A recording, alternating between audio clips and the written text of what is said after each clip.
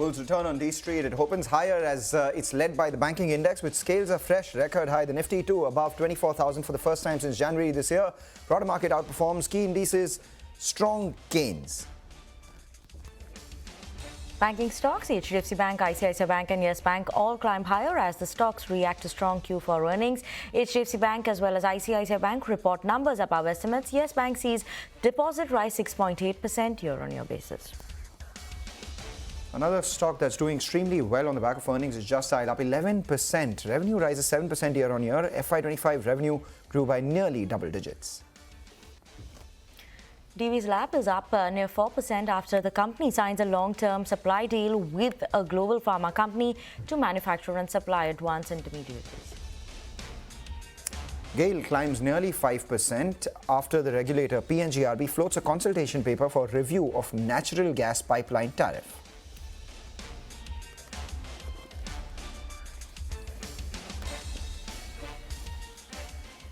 It's rolling Monday morning with the Bulls actually rollicking ahead with gains. A 200-point up move is what you're seeing on the Nifty, but the real gains are on the Nifty, Bank and the broader markets. I'm Mangalam Malu, with me Vinny Motiwala. We're coming to you live from the CNBC-TV18 Motilal Oswal studio, and as you can see at the top of your screens, the Nifty and the Sensex doing extremely well. The Nifty at the 200-day moving average. It's the Nifty Bank, which is breathtakingly higher, 55,200 for that index. And the Midcaps, we have 4 stocks advancing for every stock which is declining. Hi Vinny, good morning. Hi Mangalam, good morning. An interesting day, right? Where we left on Thursday also last week was a good trading session. Today also we are seeing that run up and momentum continuing, and like you mentioned, the mid and small cap also. Let's look at that because that's clearly outperforming in terms of the benchmark indices as well. So that is something interesting to watch out for. PSU banks and banks, like you said, is leading the way, so that's continuing. What's not doing well today is a bit of a mutinous that we're seeing in FMCG as well as the media side. That's among the top drags coming in on the sector wise. But yes, that's how the performance is looking like. Other than that, everything is trading in the green. So IT also managing to hold on to good gains, and this is also coming in despite Infosys numbers being a bit of a miss, we're seeing IT managing to hold on to some bit of a gain there. But yes, that's how the market setup is looking like as of now, Mangalam. All right, let's get in. Yes, let's get in Shivangi's data as well. Shivangi, from a technical standpoint, 24,050 is where the Nifty is, where the 200-day moving average is as well. The Bank Nifty doing well. They're welcoming you back. What do you make of the way the markets are right now? Very good morning, Mangalam and Vinny. Thank you for having me. So we've seen that there has been a strong comeback of the Bulls, and how we've seen that last week was truncated. Even, then we've seen a good run up of more than 650 points in the market. So overall texture of the market is quite positive, and we've seen that the put call ratio is above 1.15 levels, which indicates that put writers are comfortable at this levels and creating a base. Now, of course, Bank Nifty is heading towards a new lifetime high, but Nifty has been, also gaining strength, and we're looking at 24,200 and 24,350 as the next marks for Nifty, with a support of 23,850 levels as a crucial stop loss. So overall, buy on decline to continue over here. Now, of course, there have been a lot of pockets which are witnessing good buying interest, but banking and financial space has been the star performers. And Bank Nifty per se, we've seen that the run-up can be seen from the last 7 trading sessions with very strong follow-up action over here. A good short covering trigger was led, and now it is followed by long build-up, thanks to the heavyweight banking private counters actually, which have contributed to this run. Of course, the PSUs have started moving today, but overall strength is dominating in the private banking names, and we would recommend to be with the heavyweights. Now, the next levels that we're looking at is 56,000 for Bank Nifty with a support of 54,950 levels. Right, Shivangi, surely keeping an eye out on those levels over there for the banking side as well. Anything specific that you're looking at today in terms of trades as well? Of course, the first pick that I am looking at is from the financial space. I'm looking at Bajaj Finserv today. This has been one of the stocks which has outperformed and held on resiliently at the higher zones. Of course, both the twins are quite well placed, but Bajaj Finserv is witnessing a good open interest addition from the last 2 trading sessions. It has surpassed its previous hurdle zones of 2020 levels as well. Now, RSI has shown a positive divergence here, and it is consistently holding on to its 50-daily exponential moving averages as well. Even on the monthly basis, we've seen a range breakout and good follow-up over here. So recommending a buy here in Bajaj Finserv. Now the next targets that we're looking at is 2170 for this stock with a support of 2040 levels. The second pick on my radar is HAL. We have seen that there has been a comeback of the bulls in the last 2 months over here after good 10 months of lackluster move over here. So, of course, there has been good momentum in action, a little bit of a softness, which we saw last week, but it was well covered by the bulls. Now, trading, at the higher zones of the day and witnessing good amount of open interest activity. So, recommending a buy here with a target of 4,500 levels with a support of 4,235 levels. Okay, Shivangi, thank you so much for that, and thank you so much for joining in with us on the show as well. But let's shift focus now to our special segment where we will get you a few ideas for profit from Money Control Pro. Anand Chaudhary of moneycontrol.com is joining in with us to talk to us about a stock that he has been tracking closely. Anand? Following the tariff announcement by President Trump, textile stocks witnessed a sharp correction due to high exposure to exports. With Pearl Global Industries, one of the India's leading garment exporter, declined by 34% since April 2nd. However, the recent 90-day deferment of proposed tariff has raised near-term concerns for Indian exporters, prompting a strong rebound in the stock price. The company faces two key risks from the tariff issue: a high exposure to US, which is 50% of revenue, and having higher manufacturing facilities in Bangladesh and Vietnam, both of which are subjected to higher tariffs. However, we believe a stock price has been factoring in worst of the tariff-related uncertainty. Pearl Global is also gradually shifting its facilities from Bangladesh and Vietnam to India. Additionally, the US continues to maintain a tough stance on China, including higher tariffs, while the ongoing turmoil in Bangladesh further strengthens the competitive advantage of Indian textile companies. Overall, the optimistic outlook for the company is supported by strong demand momentum, addition of new customers, and an increasing wallet share from existing clients, all of which are expected to drive sustained growth over the coming quarters. Moreover, with a valuation of 15 times on FY27 earnings, the stock offers a reasonable margin of safety and scope for re-rating. All right, that's about Pearl Global. Just keep an eye out on Angel One. We had the management, Dinesh Thakkar, join us an hour ago, said that maybe things are looking a lot better. In fact, there was a revenue turn that took place in the month of March and that sustained into April as well.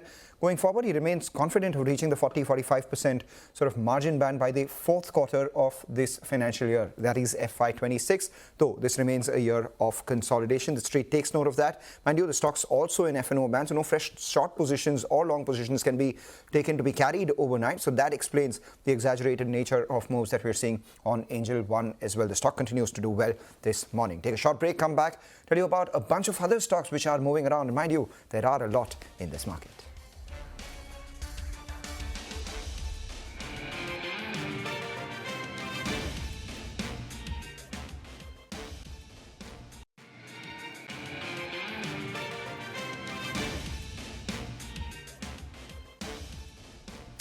Welcome back. You're watching us here on Chartbusters. IndusInd Bank doing extremely well. Bajaj Finserv, JSW Steel, that's the frontline indices. The Nifty Bank is the one which is at a record high after strong results coming in from HDFC Bank and ICICI Bank. They've been doing extremely well earlier as well, which is why the gains on those two counters are relatively muted as compared to the other stocks which are doing well. But be that as it may, how the numbers were and what the outlook is, Abhishek joins in with more. Abhishek, start with HDFC Bank and then ICICI Bank. Well, strong core operating profit was seen with respect to HDFC Bank. The P&L with respect to NI and PAT is a beat on our poll. Now, core operating profit grew by 20.5% YOY and about 4.9% quarter on quarter. Remember that by core operating profit, I mean operating profit without treasury gains.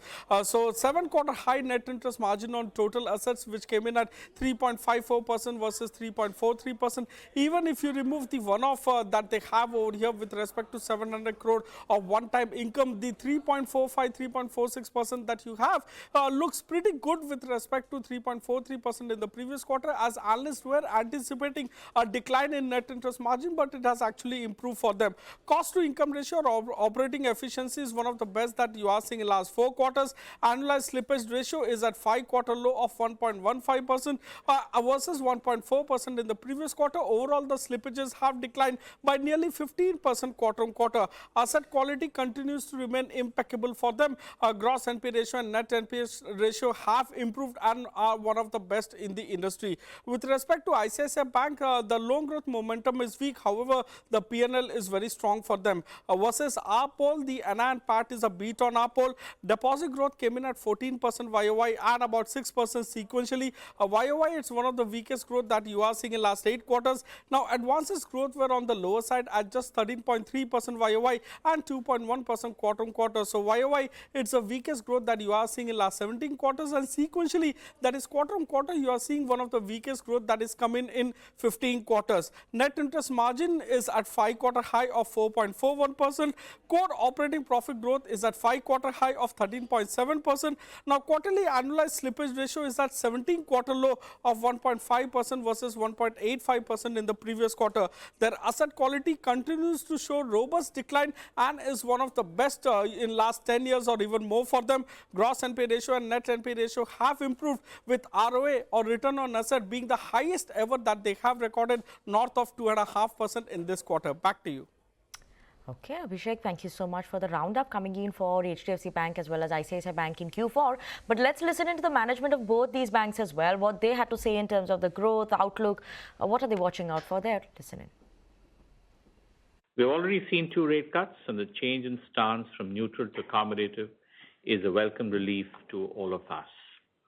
RBI intends to increase durable liquidity, which is followed by concrete actions, which along with rate cuts will help supporting the GDP growth.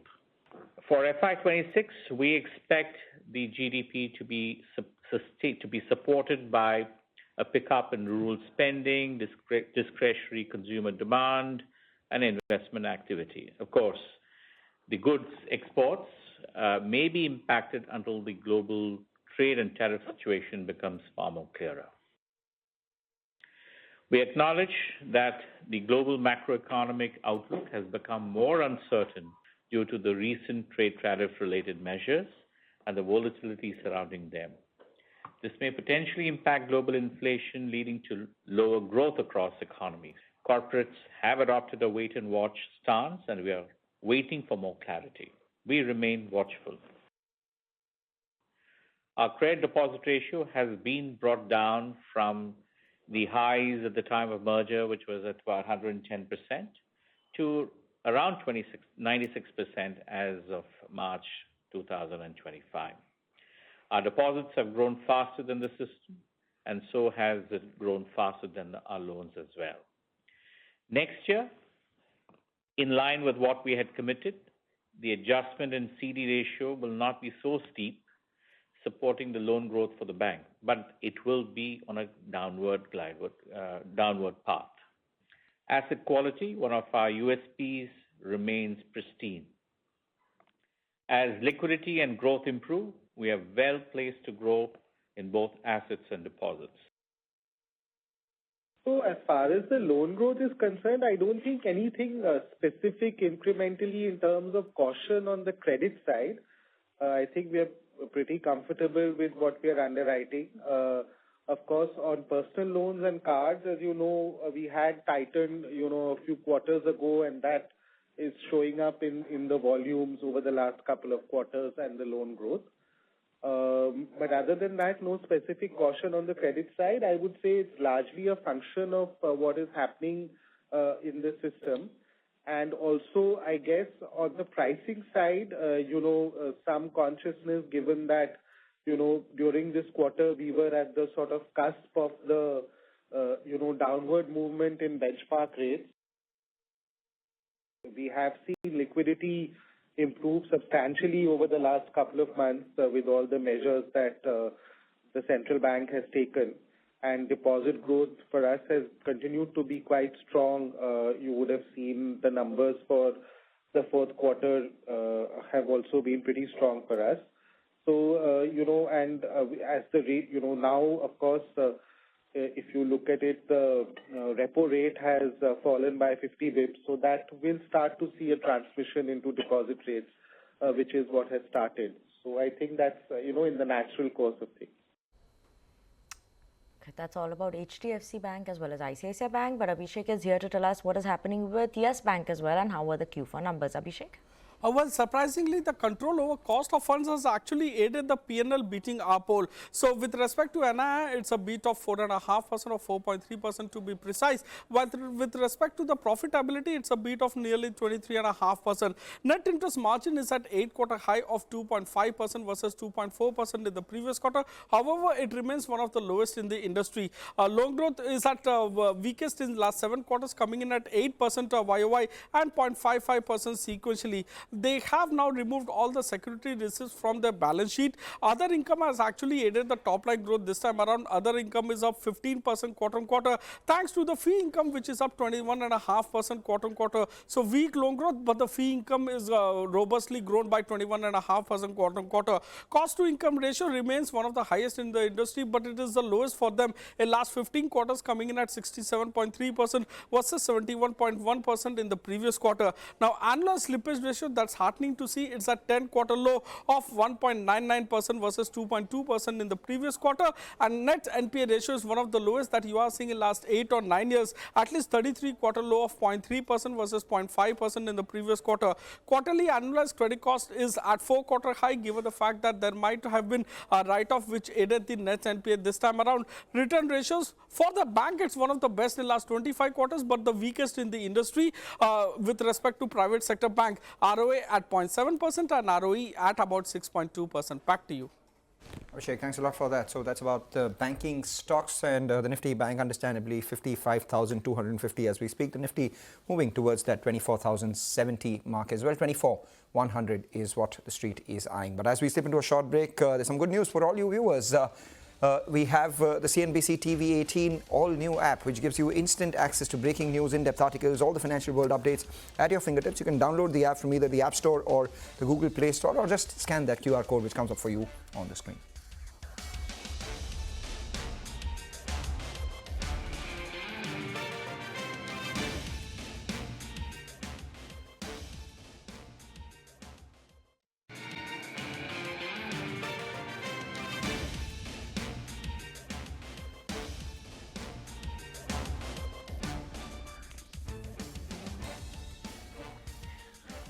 Well, welcome back to Chart Masters on CNBC-TV18. But a quick look at what the market has been doing as well. We're managing to hold on to these gains for the Nifty 24,087. So we've picked up some bit, and the day's highest point is what the Nifty is trading at. A few of the names coming in from the broader end of the market that you should watch out for. Just Dial, keep an eye out on that one, buzzing in trade after numbers. A Small Finance Bank, Adani Power, Aavas Financiers are some of the names that are managing to hold on to good and strong traction at on that Tata Elxsi, that's the one that I'll keep an eye out on as well. 5-6% of gain on that front is what we are watching out for as well. But let's move on wind power stocks. They are in focus after the Ministry of Renewable Energy releases a draft notification for a revised list of models and manufacturers. Sourcing guidelines for certain components have also been changed. Vivek is joining in with us to give us more details on this one. Vivek? Well, that's right. So wind turbine makers, two listed entities over here, the ones in focus, Suzlon as well as Inox Wind, they are in focus and the stocks are doing quite well. Like you mentioned, MNRE has released a draft notification. Now, this is for the revised list of models and manufacturers for wind turbine models, and most likely this draft notification should come into should fructify a few months down the line. So what are the key amendments? Amendments mandate a local sourcing of key components as far as wind turbine generation is concerned. Components include blades, gearboxes, generators, as well as towers. What are the key highlights of the draft notification? The move mainly looks to go ahead and increase domestic content usage as far as wind turbine generation is concerned. Along with that, domestic vendors for blade, tower, gearbox and generator will likely be made compulsory. Along with that, it is expected that they will mandatorily locate data centers as well as R&D centers in India. What is the main reason for such a move? Analysts expect that this particular move is likely to be made, number one, regarding competition from Chinese OEMs. This is something that straight beliefs is actually hurting domestic manufacturers. And secondly, there is worry of potential loss of market share as well as pressure on WTG manufacturing margins, given the fact that Chinese players are more competitive. On the back of that, this likely will leave both Suzlon as well as Inox Wind doing very well in the session. Vivek, thank you so much for that. So Suzlon and Inox Wind doing extremely well. Both stocks up around 4%. Meanwhile, just keep an eye out on JSW Energy as well. It's set to start its largest greenfield thermal power plant with a capacity of 1,600 megawatts in West Bengal. This, even as the time Vivek speak to us about wind energy, thermal power not going out of fashion. In fact, CNBC-TV18's Abhimanyu Sharma also caught up with Sharad Mahindra, who's the joint MD of the company, to understand what the scope of the project is and the company's plans to set up a green hydrogen plant in Karnataka. So we have thermal, we have green hydrogen, we have wind, quite a power-packed segment. So let's hear out what the management of JSW Energy had to say. We are at a very advanced stage of commissioning the first such project, though not very big in size, but is still largest in the country, and which is which is a part of the PLI scheme, where we qualified also, which is the 3,800 tons of green hydrogen coupled with 30,000 tons of green oxygen. We are going to commission this project in the current quarter, which is Q1 of FY26, and which we are supplying to our captive requirement to JSW Steel. And it's a co-located plant in Vijayanagar in the state of Karnataka. Also about renewable energy targets, about expansion in the renewable energy sector, there are several issues which still exist as concerns, be it pump storage, be it the foray of the private sector into nuclear energy, and also with respect to a replacement of the base load with renewable energy. Now, these continue to be big concerns, big elephants in the room, as not just your company, many others in the ecosystem are also driving the foray. What are the deliverables you are looking at while you try to solve these issues? Yeah, this is very pertinent question, I'll say, because as I said, the demand growth, the way the demand growth is happening, even a conservative demand growth of 5.5%, 6% growth, the amount of energy every year which is required, like last year approximately, country consumed 1,700 billion units of power. And even if we take a conservative 5.5%, 6%, which is going to be a number of almost maybe 125 to 130 billion units incremental will be required, which when converted into capacities will be about 25 to 30 gigawatt of fresh capacity. Assuming that maybe 7, 8 gigawatt or even 10 gigawatt on a very higher thermal capacity gets added. So balance 15 to 20 gigawatt through renewable energy, where the PLFs are 30%, if you say wind or solar combination, the capacity addition in RE space which is required for wind solar is close to about 40-45 gigawatt. This is the size of opportunity which country is India exists. So we are cautious in terms of where to go. As I said, that some of the basic principles are that my returns to my stakeholders, my shareholders is protected, financial prudence is maintained, the benchmark ratios which define my ratings, which give me an advantage in terms of the interest rates which the banks and financial institutions offer. All those things are paramount for us. Keeping all those things in mind, we have made the plan. But of course, round the clock storage power and other things, that is evolving now. Initially it was battery energy storage. Now Government of India in last budget announced pump storage policy, and a lot of pump storage bids have come. We have also won. We have signed the power purchase agreement. So a mix of solar, wind storage, either through battery or pump storage, is going to be the future. Two aspects you spoke on, be it PPAs or a transmission system, both are important cogs in the wheel, important linchpins for energy security moving ahead. What are your plans for PPAs in other states? And also a comment on the transmission system. Of course, the government has been working overtime. Several states have also been making efforts in this direction. What are the kind of deliverables, the kind of targets you're looking at in the transmission system, and also with respect to PPAs? Yeah. See, PP, as I said, that operational 12.2 gigawatt today and another 18 gigawatt capacity, for which either the PPAs have been signed or we have received the letter of award, wherein some portion of the PPAs are to be signed. So we are definitely focusing, as and when the states keep on coming with their requirements, we have the letter of award awarded through either SECI or SJVN or NTPC bids. So states, as and when come, we are ready with the solution. It is only the question when the state comes for signing the PP. So our teams are engaged with them, but we have enough signed PPAs to take care for next few years on which we are working. That's about JSW Energy, but what's powering the market ahead are the usual suspects this morning. We have the banks doing well, the IT pack has come back from the lows, and when we started the show, the Nifty was about 200 points higher, and we leave the Nifty a lot higher as well. 24,100 is where the frontline index is. With that, we wrap up on this edition of Chartbusters. Stay tuned. From Vinny, me, the entire team. Trading Hour comes up next.